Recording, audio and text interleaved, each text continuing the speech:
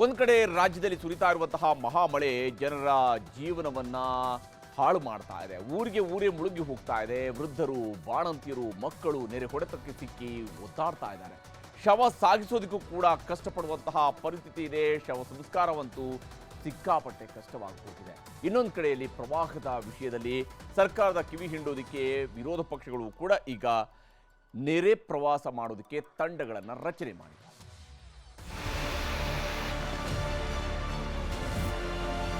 ಬೆಳಗಾವಿಯಲ್ಲಿ ಸಪ್ತನದಿಗಳ ಅಬ್ಬರ ಹೇಳುತ್ತಿರದಂತಾಗಿದೆ. ಊರು, ಕೇರಿ, ಮನೆ, ಮಠ ಯಾವುದನ್ನು ನೋಡ್ತಿಲ್ಲ. ಘಟಪ್ರಭಾ ನದಿ ಹೊಡೆತಕ್ಕೆ ಗೋಕಾಕ್, ಮೂಡಲಗಿ ತಾಲೂಕಿನ ಹಲವು ಹಳ್ಳಿಗಳು ಮುಳುಗೋಗಿವೆ. 20 ದಿನದ ಹಿಂದಷ್ಟೇ ಮಕ್ಕಳಿಗೆ ಜನ್ಮ ಕೊಟ್ಟಿದ್ದ ಬಾಣಂತಿಯರು ಕೂಡ ನೆರೆ ನರಕ ಅನುಭವಿಸುತ್ತಿದ್ದಾರೆ. ತವರು ಮನೆಯಲ್ಲಿ ಬೆಚ್ಚಗೆ ಇರಬೇಕಾದವರು ಅಂಗನವಾಡಿಯಲ್ಲಿ ಗಡಗಡ ನಡುಗುತ್ತಿದ್ದಾರೆ. ಮಕ್ಕಳು, ಮರಿ ಯಾರನ್ನೂ ಬಿಡದ ವರುಣದೇವ ಎಲ್ಲರನ್ನೂ ಬೀದಿಗೆ ತಂದು ನಿಲ್ಲಿಸಿದ್ದಾನೆ.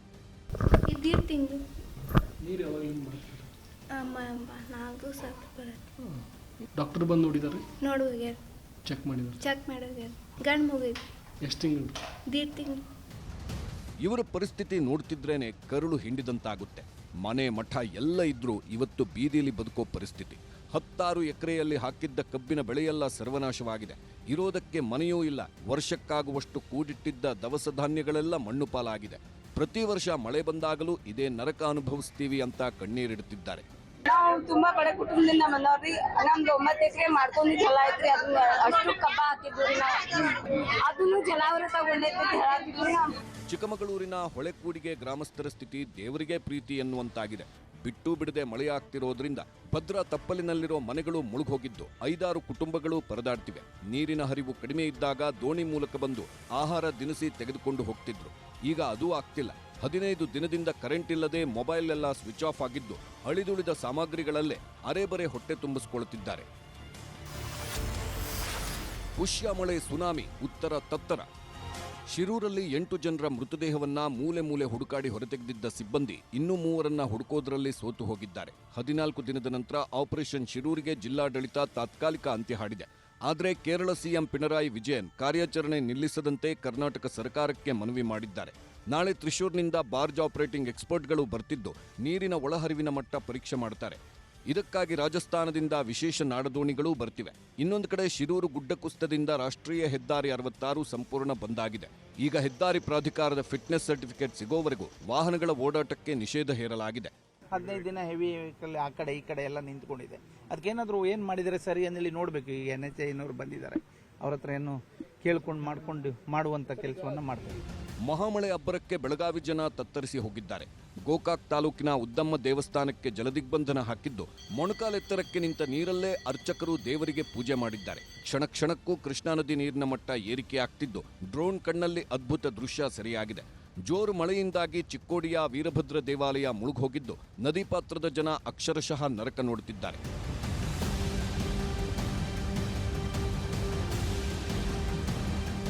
ಮಳೆಯ ಆರ್ಭಟಕ್ಕೆ ರಾಯಚೂರು ಜಿಲ್ಲೆ ತೊಯ್ದ ತೊಪ್ಪೆಯಂತಾಗಿದೆ. ತುಂಗಾ ನದಿ ಉಕ್ಕಿ ಹರಿಯುತ್ತಿದ್ದು ಎಲೆಬಿಚ್ಚಾಲೆಯಲ್ಲಿರುವ ಆಂಜನೇಯ ದೇಗುಲ, ನರಸಿಂಹಸ್ವಾಮಿ ದೇವಾಲಯ, ರಾಯರ ಜಪದ ಕಟ್ಟೆಯೂ ಮುಳುಗೋಗಿದೆ.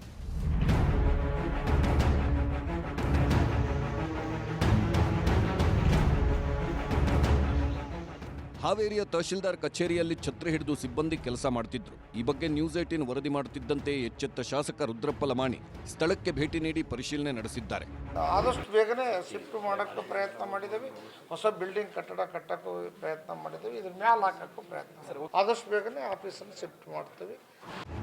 ಹಾಸನದ ಸಕಲೇಶಪುರ ತಾಲೂಕಿನ ಕಡಗರವಳ್ಳಿ ಎಡೆಕುಮಾರಿ ಬಳಿಯ ರೈಲ್ವೆ ಹಳಿ ಮೇಲೆ ಗುಡ್ಡ ಕುಸಿದು ತೆರವು ಕಾರ್ಯಾಚರಣೆ ನಡೆಸಲಾಗುತ್ತಿದೆ. ಭಾರೀ ಗಾತ್ರದ ಬಂಡೆಕಲ್ಲುಗಳು ಕುಸಿದಿರೋ ಪರಿಣಾಮ ಸಕಲೇಶಪುರ ಸುಬ್ರಹ್ಮಣ್ಯ ರೈಲು ಮಾರ್ಗವನ್ನ 15 ದಿನ ಬಂದ್ ಮಾಡಲಾಗಿದೆ. ಕಾವೇರಿ ಜಲಾನಯನ ಪ್ರದೇಶದಲ್ಲಿ ಧಾರಾಕಾರ ಮಳೆಯಾಗ್ತಿದೆ. ಜೀವನದಿ ಕಾವೇರಿ ತುಂಬಿ ತುಳುಕ್ತಿದ್ದು ಕನ್ನಂಬಾಡಿ ಕಟ್ಟೆ ಸಂಪೂರ್ಣ ಭರ್ತಿಯಾಗಿದೆ. ಇವತ್ತು ಸಿಎಂ ಸಿದ್ದರಾಮಯ್ಯ ಹಾಗೂ ಡಿಸಿಎಂ ಡಿಕೆ ಶಿವಕುಮಾರ್ ಕೆಆರ್ಎಸ್ಗೆ ಬಾಗಿನ ಅರ್ಪಿಸಿದ್ರು. ಆಮೇಲೆ ಸಿಎಂ ಡಿಸಿಎಂ ಸೀದಾ ಮೈಸೂರು ಜಿಲ್ಲೆಯ ಕಬಿನಿ ಜಲಾಶಯಕ್ಕೆ ಬಂದು ಬಾಗಿನ ಅರ್ಪಿಸಿದ್ರು. ಸಿದ್ದರಾಮಯ್ಯ ಅಧಿಕಾರಕ್ಕೆ ಬಂದ್ರೆ ಬರ ಬರುತ್ತೆ ಅನ್ನೋರಿಗೂ ಟಾಂಗ್ ಕೊಟ್ರು. ಕಾವೇರಿ ನದಿ ಎಲ್ಲರ ಜೀವನದಿ ಇವತ್ತು ತುಂಬಿ ಹರಿತಾ ಇದೆ. 1 ಲಕ್ಷಕ್ಕೂ ಹೆಚ್ಚು ಕ್ಯೂಸೆಕ್ಸ್ ನೀರು ಕಾವೇರಿ ನದಿಯಲ್ಲಿ ಹೋಗ್ತಾ ಇದೆ. ಪೂರ್ಣ ತುಂಬಿದೆ. ಈಗ ಮುಖ್ಯಮಂತ್ರಿಗಳು ಆದ್ಮೇಲೆ ನೀರೇ ಬರಲಿಲ್ಲ, ಮಳೆ ಬರಲಿಲ್ಲ ಅಂತೇಳಿ ಬಹಳ ಅಪಪ್ರಚಾರ ಎಲ್ಲ ಮಾಡ್ತಾ ಇದ್ರು. ಕಾಲ್ಗುಣ ಚೆನ್ನಾಗಿಲ್ಲ. ನೋಡಕ್ಕೆ ಯಾರು ರಾಜಕೀಯದಲ್ಲಿದ್ದಾರೆ, ಯಾರು ಅಧಿಕಾರದಲ್ಲಿದೆ ಅಂತ ಹೇಳಿ ಅದೆಲ್ಲ ಲೆಕ್ಕಕ್ಕಿಲ್ಲ. ಮಳೆ ಹೊಡೆತಕ್ಕೆ ನಲುಗ್ತಿರುವ ನೆರೆಪೀಡಿತ ಪ್ರದೇಶಗಳಿಗೆ ನಾಳೆಯಿಂದ ಬಿಜೆಪಿಯ 6 ಟೀಮ್ ಭೇಟಿ ಕೊಡಲಿದೆ. ವಿಪಕ್ಷ ನಾಯಕ ಆರ್ ಅಶೋಕ್ ನೇತೃತ್ವದ ತಂಡ ಮಂಗಳೂರು ಮತ್ತು ಬೆಳಗಾವಿ ಜಿಲ್ಲೆಗಳಲ್ಲಿ ನೆರೆ ಸಮಸ್ಯೆಗಳ ಬಗ್ಗೆ ಪರಿಶೀಲನೆ ಮಾಡಲಿದೆ. ಪರಿಷತ್ ವಿಪಕ್ಷ ನಾಯಕ ಛಲವಾದಿ ನಾರಾಯಣಸ್ವಾಮಿ ನೇತೃತ್ವದ ತಂಡ ರಾಯಚೂರು, ಯಾದಗಿರಿ ಜಿಲ್ಲೆಗಳಲ್ಲಿ ಪರಿಶೀಲನೆ ಮಾಡಲಿದೆ. ಆರಗ ಜ್ಞಾನೇಂದ್ರ ನೇತೃತ್ವದ ತಂಡ ಶಿವಮೊಗ್ಗ, ಚಿಕ್ಕಮಗಳೂರಲ್ಲಿ, ಡಾಕ್ಟರ್ ಸಿಎನ್ ಅಶ್ವತ್ಥನಾರಾಯಣ ಅವರ ತಂಡ ಕೊಡಗು, ಉಡುಪಿ ಜಿಲ್ಲೆಗಳಿಗೆ ಭೇಟಿ ನೀಡಲಿದೆ. ಅರವಿಂದ್ ಬೆಲ್ಲದ್ ನೇತೃತ್ವದ ತಂಡ ಬಾಗಲಕೋಟೆ, ವಿಜಯಪುರ ಹಾಗೂ ಬಿ ಶ್ರೀರಾಮುಲು ಅವರ ತಂಡ ಕೊಪ್ಪಳ, ಬಳ್ಳಾರಿ ಮತ್ತು ವಿಜಯನಗರ ಜಿಲ್ಲೆಗಳಲ್ಲಿ ನೆರೆಗೆ ಸಿಲುಕಿರುವ ಜಾಗಗಳಿಗೆ ಭೇಟಿ ನೀಡಿ ಸಂತ್ರಸ್ತರ ಕಷ್ಟ ಕೇಳಲಿದ್ದಾರೆ. ಬಿಜೆಪಿ ನೆರೆಯಾತ್ರೆ ಬೆನ್ನಲ್ಲೇ ಮಂತ್ರಿಗಳಿಗೆ ವಾರ್ನಿಂಗ್. ಬಿಜೆಪಿ ಅವರು ನೆರೆಪೀಡಿತ ಪ್ರದೇಶಗಳಿಗೆ ಭೇಟಿ ನೀಡುತ್ತಿರುವುದು ಕಾಂಗ್ರೆಸ್ ಸರ್ಕಾರದ ಎಡವಟ್ಟುಗಳನ್ನು ಎತ್ತಿ ತೋರಿಸೋಕೆ. ಇದು ಸರ್ಕಾರಕ್ಕೂ ಗೊತ್ತು. ಅದಕ್ಕೆ ಎಲ್ಲಾ ಜಿಲ್ಲಾ ಉಸ್ತುವಾರಿ ಸಚಿವರುಗಳು ಆಯಾ ಕ್ಷೇತ್ರದ ಶಾಸಕರು ಜನರ ಕಷ್ಟಗಳನ್ನು ಆಲಿಸಲು ಸೂಚನೆ ಕೊಟ್ಟಿದ್ದಾರೆ. ಬರದಲ್ಲಿ ಕಂಗೆಟ್ಟಿದ್ದ ಕರುನಾಡಲ್ಲಿ ಜೋರು ಮಳೆ ಜನಜೀವನವನ್ನೇ ಅಸ್ತವ್ಯಸ್ತ ಮಾಡಿದೆ. ಆ ಕಡೆ ಸರ್ಕಾರ ಪೂರ್ತಿ ಬರ ಪರಿಹಾರ ಕೊಟ್ಟಿಲ್ಲ. ಈಗ ನೆರೆ ಪರಿಹಾರ ಯಾವಾಗ ಸಿಗುತ್ತೆ ಗೊತ್ತಿಲ್ಲ. ರಣಮಳೆಯಿಂದ ಜನರ ಬದುಕು ಅಲ್ಲೋಲ ಕಲ್ಲೋಲ ಆಯ್ತಲ್ಲ ಅನ್ನೋ ಬೇಸರವಿದ್ರೂ ಜಲಾಶಯಗಳೆಲ್ಲ ಭರ್ತಿಯಾಗಿ ಹರಿಯುತ್ತಿರೋದು ಖುಷಿ ವಿಷಯ.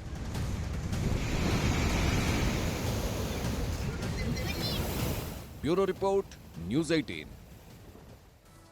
ರಾಜ್ಯದಲ್ಲಿ ಮೂಡ ಮಹಾಯುದ್ಧ ಬಹಳ ತೀವ್ರ ಸ್ವರೂಪವನ್ನು ಪಡ್ಕೊಳ್ತಾ ಇದೆ. ವಾಲ್ಮೀಕಿ ಹಗರಣದಲ್ಲಿ ಮಂತ್ರಿ ತಲೆದಂಡ ಆದರೂ ಕೂಡ ವಿಪಕ್ಷದವರು ತಮ್ಮ ಹೋರಾಟವನ್ನು ಮೂಡ ವಿಚಾರದಲ್ಲಿ ಮತ್ತಷ್ಟು ತೀವ್ರಗೊಳಿಸ್ತಾ ಇದ್ದಾರೆ. ರಾಷ್ಟ್ರಮಟ್ಟದಲ್ಲೂ ಕೂಡ ಪ್ರತಿಭಟನೆಯನ್ನು ನಡೆಸಿದ್ದಂತಹ ಮೈತ್ರಿಕೂಟ ಶನಿವಾರದಿಂದ ಪಾದಯಾತ್ರೆಗೆ ಮುಹೂರ್ತವನ್ನು ನಿಗದಿ ಮಾಡಿಕೊಂಡಿದೆ. ಇದರ ನಡುವೆನೇ ಮುಖ್ಯಮಂತ್ರಿ ಹಾಗೂ ಉಪಮುಖ್ಯಮಂತ್ರಿಯವರನ್ನ ದೆಹಲಿಗೆ ಕಾಂಗ್ರೆಸ್ ಹೈಕಮಾಂಡ್ ಆಹ್ವಾನಿಸಿದೆ. ನಾಳೆ ಇಬ್ಬರು ನಾಯಕರು ಕೂಡ ಡೆಲ್ಲಿಗೆ ಹೋಗ್ತಾ ಇದ್ದಾರೆ.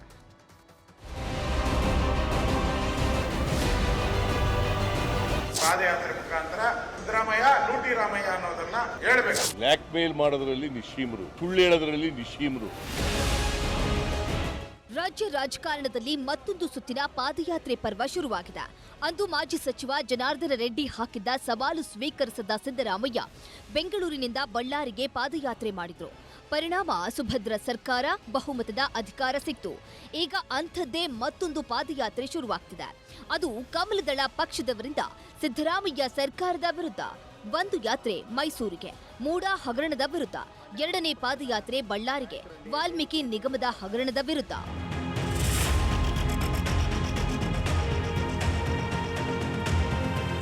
ಮೈಸೂರು, ಬಳ್ಳಾರಿಗೆ 2 ಹಂತದಲ್ಲಿ ಪಾದಯಾತ್ರೆ ನಡೆಯಲಿದೆ. ಆಗಸ್ಟ್ 3 ಶನಿವಾರ ಬೆಳಗ್ಗೆ 8:30ಕ್ಕೆ ಮೈಸೂರಿಗೆ ಮೊದಲ ಹಂತದ ಪಾದಯಾತ್ರೆ ನಡೆಯಲಿದ್ದು, ಯಡಿಯೂರಪ್ಪ, ಪ್ರಹ್ಲಾದ್ ಜೋಶಿ, ಕುಮಾರಸ್ವಾಮಿ ಚಾಲನೆ ನೀಡಲಿದ್ದಾರೆ.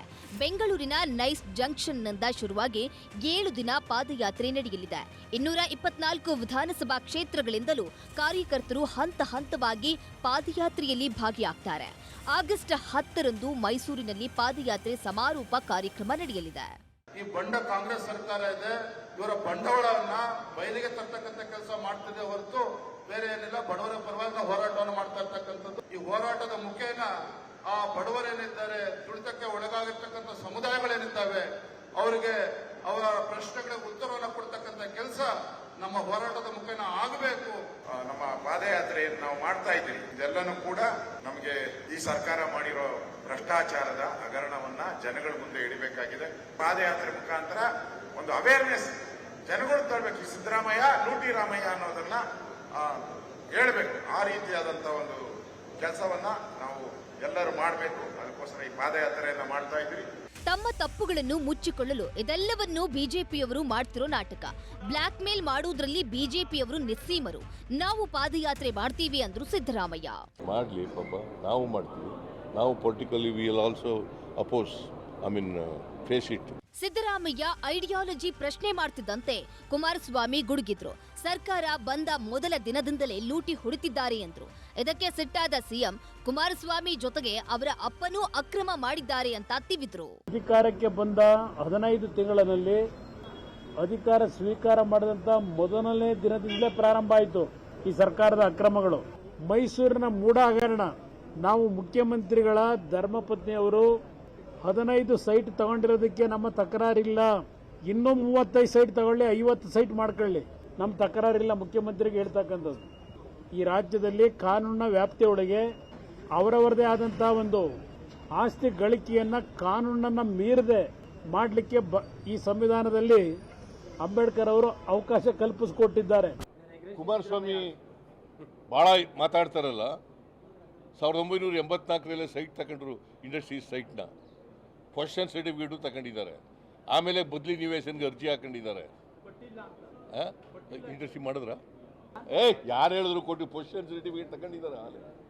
Position certificate has been taken. ಹಿಂದೆ ಪುಟ್ಟೆ ಇರುವಾಗ ಎಷ್ಟು ಸೈಟ್ ಕೊಡಿಸಿದರು ದೇವೇಗೌಡರು? CITB ಇದ್ದಾಗ ಎಷ್ಟು ಸೈಟ್ ಕೊಡಿಸಿದ್ದಾರೆ? ಅವ್ರ ಮನೆಯವ್ರಿಗೆ ಎಷ್ಟು ಸೈಟ್ ಹೋಗಿದಾವೆ? ನಾಳೆಯಿಂದ ವಿಪಕ್ಷಗಳ ಪಾದಯಾತ್ರೆ. ನಾಳೆಯೇ ದೆಹಲಿಗೆ ಸಿಎಂ ಡಿಸಿಎಂ ಯಾತ್ರೆ. ವಾಲ್ಮೀಕಿ ಮೂಡ ಹಗರಣಗಳಿಂದ ಸಿದ್ದರಾಮಯ್ಯ ಸರ್ಕಾರದ ಮಾನ ರಾಷ್ಟ್ರ ಮಟ್ಟದಲ್ಲಿ ಹರಾಜಾಗ್ತಿದೆ. ಲೋಕಸಭೆ ರಾಜ್ಯಸಭೆಯಲ್ಲೂ ಪ್ರತಿಧ್ವನಿಸುತ್ತಿದೆ. ಇದೇ ವಿಷಯವಾಗಿ ಮಾತಾಡೋಕೆ ಹೈಕಮಾಂಡ್ ನಾಯಕರು ಸಿಎಂ ಡಿಸಿಎಂಗೆ ಬುಲಾವ್ ಕೊಟ್ಟಿದ್ದಾರೆ. ನಾಳೆ ಸಿದ್ದರಾಮಯ್ಯ ಮತ್ತು ಡಿಕೆ ಶಿವಕುಮಾರ್ ಹಾಗೂ ಕೆಲವು ಹಿರಿಯ ಸಚಿವರು ದೆಹಲಿಗೆ ಹೋಗ್ತಿದ್ದಾರೆ. ಸರ್ಕಾರದ ಬಗ್ಗೆ, ಪಕ್ಷದ ಬಗ್ಗೆ ಚರ್ಚೆ ಮಾಡಲಿಕ್ಕೆ ಕರೆದಿದ್ದಾರೆ. ನಾವು going myself and DK Shivakumar both of us. ಪಕ್ಷ ಮತ್ತು ಸರ್ಕಾರದ ವಿಷಯ ಚರ್ಚೆ ಮಾಡೋಕೆ ದೆಹಲಿಗೆ ಹೋಗ್ತಿದ್ದೀವಿ ಅಂದ್ರು ಮುಖ್ಯಮಂತ್ರಿಗಳು. ಹಾಗಿದ್ರೆ ದೆಹಲಿಗೆ ಹೋಗ್ತಿರೋದಕ್ಕೆ ಕಾರಣಗಳೇನು ಅಂತ ನೋಡೋದಾದ್ರೆ, ಮೂಡ ವಾಲ್ಮೀಕಿ ಹಗರಣದ ಬಗ್ಗೆ ವರಿಷ್ಠರಿಗೆ ವಿವರಣೆ ಕೊಡಲಿದ್ದಾರೆ. ವಿಪಕ್ಷಗಳ ಪಾದಯಾತ್ರೆಯಿಂದ ಆಗುವ ಎಫೆಕ್ಟ್ ಬಗ್ಗೆ ಚರ್ಚೆ ನಡೆಯಲಿದೆ. ಶೀಘ್ರದಲ್ಲೇ ಸಂಪುಟ ಪುನರ್ರಚನೆ ಆಗಲಿದ್ದು ಈ ಬಗ್ಗೆ ಮಾತುಕತೆ ಆಗಲಿದೆ. ಹಾಲಿ 5 ರಿಂದ 7 ಮಂತ್ರಿಗಳಿಗೆ ಮಂತ್ರಿ ಸ್ಥಾನದಿಂದ ಕೋಕ್ ಸಿಗೋ ಸಾಧ್ಯತೆ ಇದೆ. ಇದರಲ್ಲಿ ಕೆಲ ಹಿರಿಯರು, ಇಲಾಖೆಯಲ್ಲಿ ಕಳಪೆ ಸಾಧನೆ ಮಾಡಿರೋ ಸಚಿವರು ಪ್ರಮುಖರು. ಹಾಲಿ ಮಂತ್ರಿಗಳ ಬದಲು ಯುವಕರು, ಹೊಸಬರಿಗೆ ಮಂತ್ರಿ ಸ್ಥಾನ ಸಿಗುವ ಸಾಧ್ಯತೆ ಇದೆ.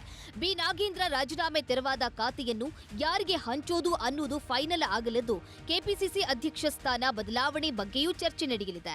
ಇಲ್ಲ, ನಾನು ಇದೀನಿ, ಆಲ್ರೆಡಿ ಇದೀನಿ, ನಾನು ಇರ್ತೀನಿ ಅಂತ ವಿಶ್ವಾಸ. ಅದು ಹೇಳಿದೆ, ನಾನು ಇರ್ತೀನಿ ಅಂತ. ನಮ್ಮ ಸರ್ಕಾರ ಇನ್ನು 4 ವರ್ಷ ಇದೆ, 1 ವರ್ಷ ಕಂಪ್ಲೀಟ್ ಆಗಿದೆ, ಇನ್ನು 4 ವರ್ಷ ಇರ್ತದೆ. 4 ವರ್ಷ ಇರೋವರೆಗೂ ನಾನೇ ಇರ್ತೀನಿ ಅಂತ ವಿಶ್ವಾಸ ಇದೆ. ನನ್ನ ಅವಧಿಯಲ್ಲಿ ಅವ್ರಿಗೇನೋ ಒಂದು ಘೋಷಣೆ ಮಾಡಿದ್ದೀನಿ ನಾನು. ಯಾರ್ಯಾರು ನಿರೀಕ್ಷೆಗಳು ಭಾಳ ಇರ್ತವೆ. ಅಂತಿಮವಾಗಿ ನಿರ್ಣಯ ಮಾಡೋದು ಯಾರಪ್ಪ? AICC ಅವರು. ನಾನು ಹೇಳಿದ್ದೇನೆ, KPCC ಅಧ್ಯಕ್ಷ ಸ್ಥಾನ ಏನಾದ್ರು ನನಗೆ ಕೊಡ್ತೀನಿ ಅಂದ್ರೆ ನಾನು ಮಂತ್ರಿಗಿರಿ ರಾಜೀನಾಮೆ ಕೊಟ್ಟು ಆಗ್ತೀನಪ್ಪ ಅಂತ ಹೇಳಿದ್ದೀನಿ. ಮೂಡ ಮತ್ತು ವಾಲ್ಮೀಕಿ ಹಗರಣ ಸಿದ್ದರಾಮಯ್ಯ ಸರ್ಕಾರದ ಘನತೆಯನ್ನೇ ಕುಗ್ಗಿಸಿದೆ. ವಿಪಕ್ಷಗಳು ಸರ್ಕಾರದ ಮಾನ ಹರಾಜಾಕೋಕೆ ಯಾತ್ರೆ ಶುರು ಮಾಡ್ತಿದ್ದಾರೆ. ಇನ್ನೊಂದ್ ಕಡೆ ಸರ್ಕಾರದಲ್ಲೂ ಬದಲಾವಣೆ ಗಾಳಿ ಬೀಸ್ತಿದ್ದು ದೊಡ್ಡವರ ಕುರ್ಚಿನೇ ಕೊಚ್ಚಿ ಹೋಗುತ್ತಾ ಅನ್ನೋದೇ ಸದ್ಯಕ್ಕಿರೋ ಯಕ್ಷ ಪ್ರಶ್ನೆ. Hebbaka Thimmegowda, political bureau, news 18. ಕೇಂದ್ರದ ಬಜೆಟ್ ಮೇಲಿನ ಚರ್ಚೆಯ ಸಂದರ್ಭದಲ್ಲಿ ಲೋಕಸಭೆಯ ಪ್ರತಿಪಕ್ಷ ನಾಯಕ ರಾಹುಲ್ ಗಾಂಧಿ ಚಕ್ರವ್ಯೂಹದ ಕಥೆಯನ್ನ ಹೇಳಿದ್ದಾರೆ. ಯಾವ ಸ್ವರೂಪದಲ್ಲಿ ಇಲ್ಲಿ ತೆರಿಗೆಯ ವಿಚಾರಕ್ಕೆ ಸಂಬಂಧಪಟ್ಟಂತೆ ಜನಸಾಮಾನ್ಯರ ವಿಚಾರದಲ್ಲಿ ಚಕ್ರವ್ಯೂಹದ ರಚನೆ ಆಗಿದೆ ಅನ್ನುವಂತಹ ಒಂದು ಮಾತಿನ ಯುದ್ಧವನ್ನ ಮಾಡಿದ್ದಾರೆ. ಅದರ ವರದಿಯನ್ನು ನಿಮಗೆ ತೋರಿಸ್ತೀನಿ.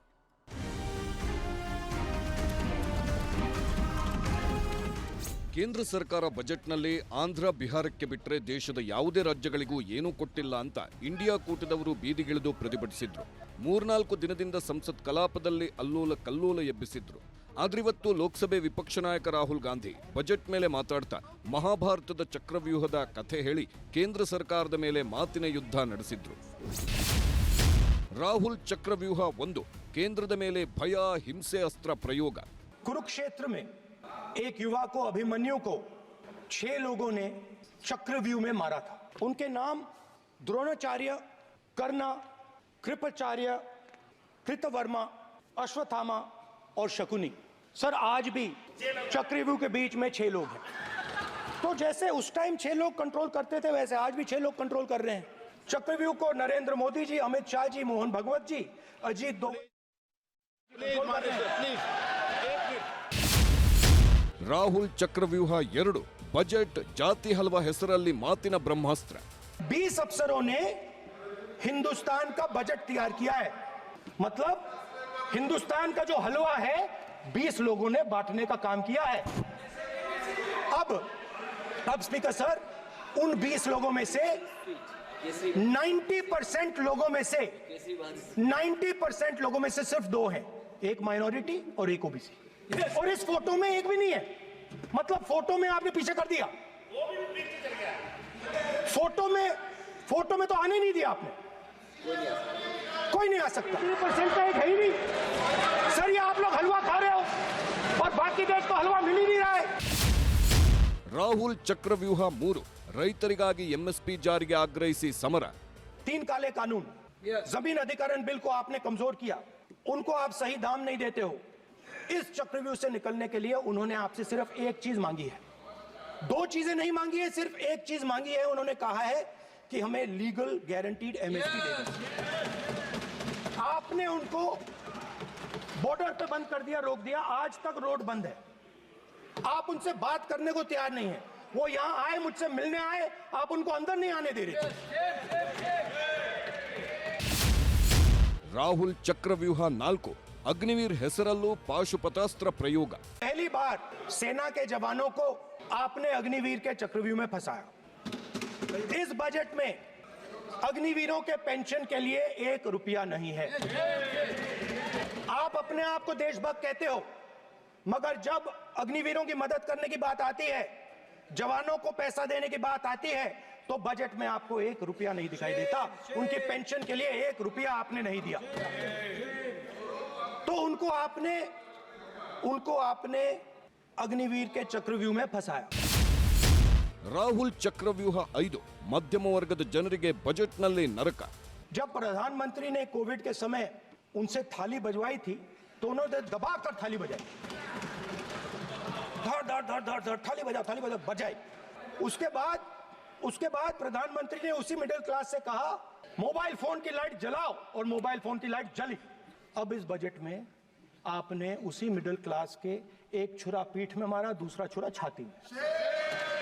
इंडेक्सेशन जो आपने कैंसिल की वो पीठ में छुरा था, और जो कैपिटल गेन्स टैक्स आपने बढ़ाया वो छाती में छुरा था।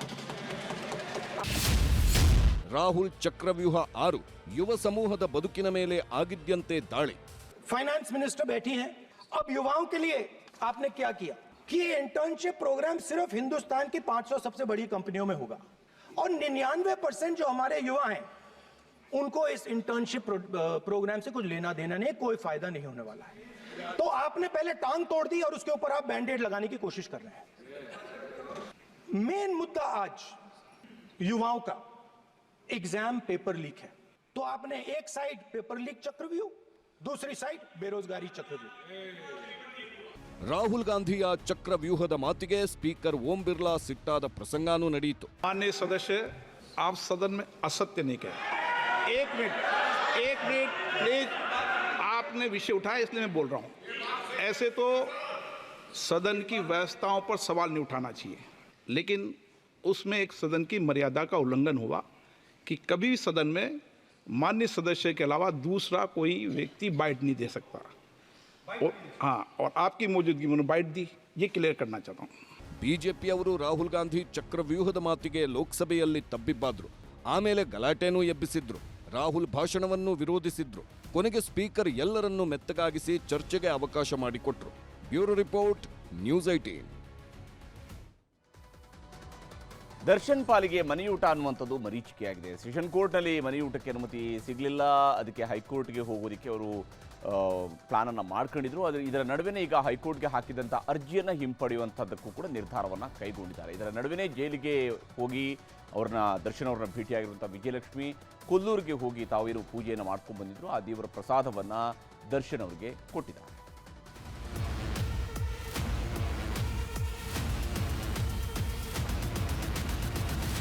ಒಂದೇ ಒಂದು ತುತ್ತು ಮನೆಯೂಟಕ್ಕೆ ದರ್ಶನ್ ಪಡ್ತಿರೋ ಪರದಾಟ ಅಷ್ಟಿಷ್ಟಲ್ಲ ಬಿಡಿ. ಮ್ಯಾಜಿಸ್ಟ್ರೇಟ್ ಕೋರ್ಟ್ನಲ್ಲಿ ಅರ್ಜಿ ವಜಾ ಆಗ್ತಿದ್ದಂತೆ ಹೈಕೋರ್ಟ್ ಅಂಗಳಕ್ಕೆ ಕಾಲಿಟ್ಟಿದ್ರು.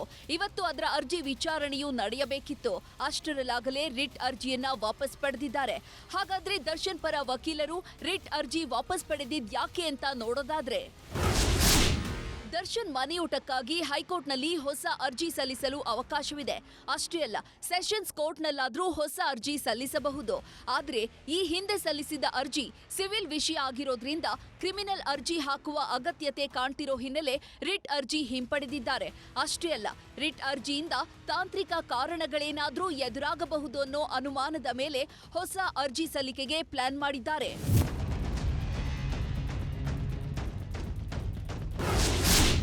ಜೈಲಲ್ಲಿ ಕೊಲ್ಲೂರು ಚಾಮುಂಡಿ ಪ್ರಸಾದ ದರ್ಶನ. ಮೊನ್ನೆಯಷ್ಟೇ ಕೊಲ್ಲೂರಲ್ಲಿ ನವಚಂಡಿಕಾ ಯಾಗ ಮಾಡಿದ್ದ ಪತ್ನಿ ವಿಜಯಲಕ್ಷ್ಮಿ ಇವತ್ತು ಜೈಲಿಗೆ ಆಗಮಿಸಿ ದರ್ಶನ್ಗೆ ಪ್ರಸಾದ ನೀಡಿದ್ದಾರೆ. ಅಷ್ಟೇ ಅಲ್ಲ, ಆದಷ್ಟು ಬೇಗ ಒಳ್ಳೇದಾಗುತ್ತೆ ಅನ್ನೋ ಧೈರ್ಯ ಹೇಳಿದ್ದಾರೆ. ಅತ್ತಿಗೆ ಜೊತೆಗೆ ಹೋಗಿದ್ದ ದಿನಕರ್ ತೂಗ್ದೀಪ್ ಅಣ್ಣನಿಗೆ ಚಾಮುಂಡಿ ಪ್ರಸಾದ ಕೊಟ್ಟು ಬಂದಿದ್ದಾರೆ. ತಿಂಗಳ ಬಳಿಕ ದರ್ಶನ್ ಆಪ್ತರು ಒಬ್ಬೊಬ್ಬರಾಗಿ ಜೈಲು ಕಡೆ ಮುಖ ಮಾಡ್ತಿದ್ದಾರೆ. ಇವತ್ತು ಪರಪ್ಪನ ಅಗ್ರಹಾರಕ್ಕೆ ಭೇಟಿ ನೀಡಿದ ಸಾಹಿತಿ ಕವಿರಾಜ್ ದರ್ಶನ್ ಜೊತೆ ಮಾತುಕತೆ ನಡೆಸಿದ್ದಾರೆ. ಮೊನ್ನೆಯಷ್ಟೇ ನಟ ವಿನೋದ್ ರಾಜ್ ರೇಣುಕಾಸ್ವಾಮಿ ಮನೆಗೆ ಭೇಟಿ ನೀಡಿದ್ರು. ಇದು ರಾಜಿ ಸಂಧಾನಕ್ಕೆ ಹೋಗಿದ್ದು ಅನ್ನೋ ಚರ್ಚೆಯನ್ನ ಹುಟ್ಟುಹಾಕಿತ್ತು.